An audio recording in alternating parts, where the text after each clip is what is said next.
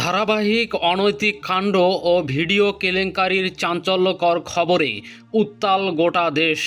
একটি খবরের রেশ কাটতে না কাটতেই যেন উদ্ঘাটিত হচ্ছে আরও বড় কোনো রাজনৈতিক বিস্ফোরণ। তবে এবার কোনো সাধারণ তৃণমূল কর্মী কিংবা স্থানীয় রাজনীতিক নন, সরাসরি বিতর্কের কাঠগড়ায় উঠে এসেছে সরকারের এক প্রভাবশালী মন্ত্রীর নাম। জাতীয় রাজপথ থেকে শুরু করে আড্ডার টেবিল সর্বত্র এখন একটি আলোচ্য বিষয়। পানি সম্পদ মন্ত্রণালয়ের প্রতিমন্ত্রী তথা পঞ্চগড় ২ আসনের সংসদ সদস্য ফরহাদ হোসেন আজাদের বহুল আলোচিত ভিডিও বিতর্ক। তার বিরুদ্ধে ওঠা অভিযোগ অত্যন্ত গুরুতর। এলাকার সাধারণ পরিবার, স্থানীয় কলেজ ও বিশ্ববিদ্যালয়ের উঠতি বয়সী নারী শিক্ষার্থীদের চাকরির প্রলোভন দেখিয়ে অসাধু ফাঁদে ফেলার চাঞ্চল্যকর অভিযোগ উঠেছে তার দিকে। তবে ক্ষমতা কিংবা প্রভাব যত শক্তি হোক না কেন, চূড়ান্ত সত্যকে হয়তো চিরকাল চেপে রাখা যায় না। ইন্টারনেট জগতে ভুক্তভোগীদের সহায়তায় ফাঁস হয়ে যায় প্রতিমন্ত্রীর আপত্তিকর মুহূর্তের কিছু ভিডিও চিত্র এবং কিছু গোপন বার্তালাপের স্ক্রিনশট। আর এই স্ক্যান্ডাল সামাজিক মাধ্যমে আসতেই থমকে দাঁড়ায় দেশের রাজনীতি। ঘটনাটি ঘিরে সবচেয়ে বড় নাটকীয়তা শুরু হয় এর ঢাকা দেওয়ার চেষ্টা থেকে। এটি নেট দুনিয়ায় ছড়িয়ে পড়ার পরপরেই বিষয়টিকে ধামাচাপা দিতে তৎপর হয়ে ওঠে মূলধারার কিছু গণমাধ্যম ও কায়েমি স্বার্থান্বেষী বলয়। গত ২৮শে জুলাই একযোগে বেশ কয়েকটি শীর্ষ দৈনিকে খবর প্রচারিত হয় প্রতিমন্ত্রী ফরহাদ হোসেন আজাদের বিরুদ্ধে কৃত্রিম বুদ্ধিমত্তা বা এআই প্রযুক্তি ব্যবহার করে ভুয়া ছবি ও ভিডিও সরিয়ে অপপ্রচার চালানো হচ্ছে। দৈনিক কালবেলা শিরোনাম করে, শিবির মিডিয়া সেল পেজে প্রতিমন্ত্রী ফরহাদের ভুয়া ভিডিও। সেই রিপোর্টে দাবি করা হয় অন্য কারো শরীরে প্রতিমন্ত্রীর চেহারা বসিয়ে আর্টিফিশিয়াল ইন্টেলিজেন্স বা এআই দিয়ে এই মিথ্যা কন্টেন্ট প্রস্তুত করা হয়েছে। একই সুরে দৈনিক দেশ রূপান্তর, Bangla news 24, Kaler Kantho, ৭১ TV, Bangla vision এবং মানব জমিনের মতো একাধিক গণমাধ্যম প্রতিমন্ত্রীর বক্তব্যকে উদ্ধৃত করে সংবাদ প্রকাশ করে। এটি পুরোপুরি উদ্দেশ্য প্রণোদিত রাজনৈতিক ষড়যন্ত্র। এমনকি প্রতিমন্ত্রীর নিজের এলাকায় সংবাদ সম্মেলন ও কিছু স্থানীয় আলেমকে দিয়ে মানববন্ধনের আয়োজন করে দাবি তোলা হয় তার রাজনৈতিক ভাবমূর্তি ক্ষুণ্ণ করতে নির্দিষ্ট একটি চক্র এআই দিয়ে এমন ভিডিও সাজিয়েছে। কিন্তু ক্ষমতার প্রতাপ কিংবা গণমাধ্যমের পক্ষপাতিত্ব দিয়ে কি সত্যকে আড়াল করা সম্ভব? ঘটনার সব সমীকরণ বদলে দিল দেশের অন্যতম নির্ভরযোগ্য স্বাধীন তথ্য যাচাইকারী বা ফ্যাক্ট চেকিং প্রতিষ্ঠান দ্য ডিসেন্ট। তারা পঞ্চগড় ও রাজধানীর স্থানীয় সংবাদকর্মীদের মাধ্যমে ইন্টারনেটে ছড়ানো উত্তাপের চেয়েও উচ্চমানের ২০ সেকেন্ডের একটি আসল ভিডিও, ৫টি স্পষ্ট ছবি এবং বিস্তারিত কথোপকথনের স্ক্রিনশট জোগাড় করে। এরপর জোর কদমে শুরু হয় আধুনিক প্রযুক্তি নির্ভর ফরেনসিক্স পরীক্ষা। দ্য ডিসেন্ট তাদের অনুসন্ধানে আন্তর্জাতিক মানের একাধিক এআই ডিটেকশন ও ইমেজ অ্যানালাইসিস সফটওয়্যার ব্যবহার করে। তবে ফরেনসিক্স পরীক্ষার চূড়ান্ত ফলাফল সংশ্লিষ্ট সকলকে পুরোপুরি স্তব্ধ করে দেয়। মূল প্রতিবেদনে পরিষ্কার জানিয়ে দেওয়া হয়, সংগৃহীত ছবি ও ভিডিওগুলো কোনো অবস্থাতেই এআই বা কৃত্রিম বুদ্ধিমত্তা দিয়ে বানানো নয়। এগুলো পুরোপুরি বাস্তব, আসল ও অবিকৃত।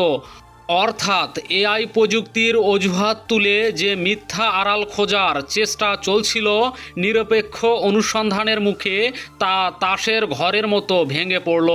ফ্যাক্ট চেকিংয়ে মূল সত্য উন্মোচিত হওয়ার পর এখন সারা দেশে তীব্র প্রশ্ন উঠেছে, বিএনপির দলীয় নীতির নির্ধারকরা এখন কী পদক্ষেপ নেবেন?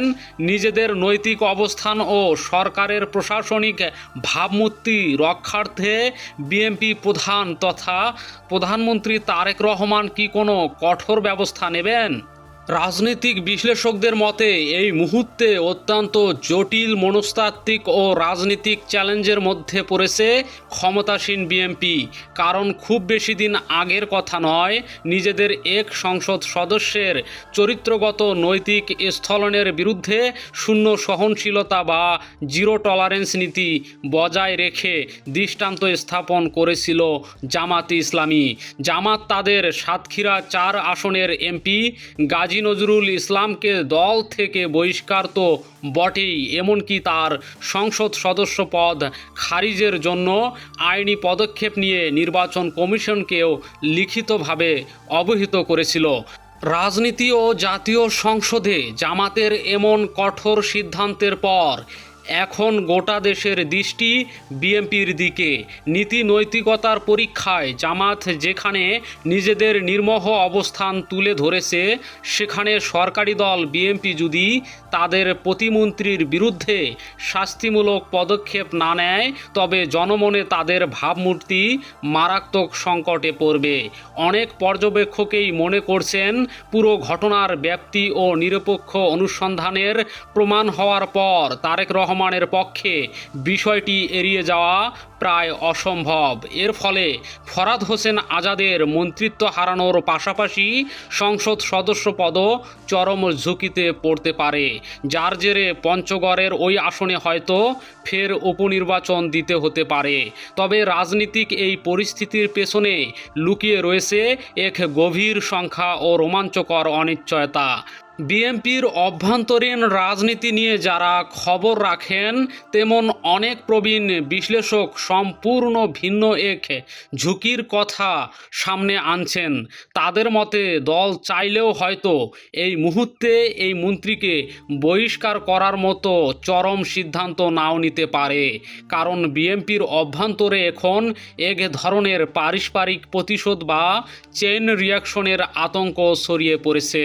রাজনীতিক মহলে খবর রয়েছে, যদি কোনো এক মন্ত্রীকে অডিও ভিডিও কেলেঙ্কারির কারণে দল থেকে বাদ দেয়া হয়, তবে দলীয় কোন্দল ও মন্ত্রিসভার অভ্যন্তরীণ গ্রুপিংয়ের কারণে প্রতিপক্ষ গ্রুপগুলো একে অপরের গোপন নথিপত্র ও বিতর্কিত ভিডিও হাটে বাজারে উন্মুক্ত করা শুরু করবে।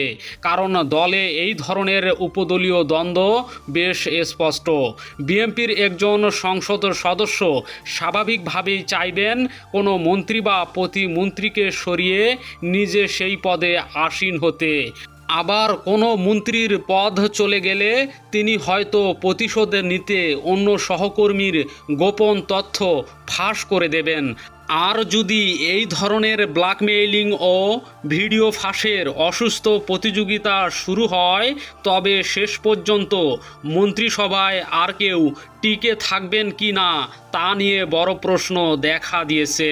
কারণ বিএনপির অধিকাংশ মন্ত্রী এমপিদের চরিত্র ও ব্যাকগ্রাউন্ড প্রায় একই ধরনের। রাজনীতিক ট্র্যাজেডি ও উপহাসের সুরে বিশ্লেষকরা মন্তব্য করেছেন, সবাইকে যদি একের পর এক কেলেঙ্কারির দায়ে ছাঁটাই করা শুরু হয়, তবে শেষ পর্যন্ত তারেক রহমান হবেন বিশ্বের একমাত্র প্রধানমন্ত্রী যার ক্যাবিনেট বা মন্ত্রিসভায় আর কোনো সদস্য থাকবে না। তিনি একাকী এক রাজনৈতিক ব্যক্তিত্বে পরিণত হবেন। কারণ এই জাতীয় ভিডিও স্ক্যান্ডালের জেরে ছাঁটাই শুরু হলে দেখা যাবে দলের প্রায় সব মন্ত্রী বরখাস্ত হয়ে বসে আছেন। তবে এই পুরো ঘটনায় একটি বিষয় দিবালোকের মতো স্পষ্ট, এদেশের গণমাধ্যম সব সময়ই কোনো না কোনোভাবে পক্ষপাত দুষ্ট। তারা বিএনপির কোনো ত্রুটি বা অপরাধ সামনে এলে তা ঢেকে রাখার চেষ্টা চালায়, অথচ জামাতের ছোটোখাটো বিষয়কে বড় করে তুলে ধরে। কেবল মূলধারার গণমাধ্যমই নয়, জামাত বিরোধী আলেমদের দ্বিমুখী অবস্থানও এখানে পরিষ্কার। জামাত এমপির ইস্যুতে যারা সরব ভূমিকা পালন করেছিলেন, বিএনপির এই বিশাল কেলেঙ্কারিতে চরমোনাই পীরের কোনো অবস্থান নেই, হেফাজতে ইসলামের কোনো ফতোয়া নেই, বিএনপির জোটভুক্ত ধর্মীয় দল জমিয়তের কোনো প্রতিক্রিয়া নেই, এমনকি কাউমি ধারার আলেমদেরও কোনো প্রতিবাদ দেখা যাচ্ছে না। বরং তারা যেন উল্টো পঞ্চগড়ের ফরহাদ হোসেন আজাদের পক্ষে অবস্থান নিয়ে মানববন্ধন পর্যন্ত করেছেন। এখন দেখার বিষয় বিএনপির চেয়ারপারসন ও প্রধানমন্ত্রী তারেক রহমান কি জামাতের আমির ডক্টর শফিকুর রহমানের মতো সাহসী দৃষ্টান্ত স্থাপন করে নিজ দলের বিতর্কিত মন্ত্রীকে বরখাস্ত করে সততার নজির গড়বেন, নাকি অভ্যন্তরীণ ভিডিও বিস্ফোরণের ভয়ে নীরব থেকে এই মহা কেলেঙ্কারিকে সময়ের স্রোতে ধামাচাপা দেওয়ার চেষ্টা করবেন, কিংবা নতুন কোনো ইস্যু তৈরি করে এটি ঢেকে ফেলার পথ খুঁজবেন। রাজনীতির এই থ্রিলারধর্মী ক্লাইম্যাক্স দেখতে এখন অধীর আগ্রহে অপেক্ষা করছে পুরো দেশ, বিশেষ করে পঞ্চগড়ের সাধারণ জনগণ।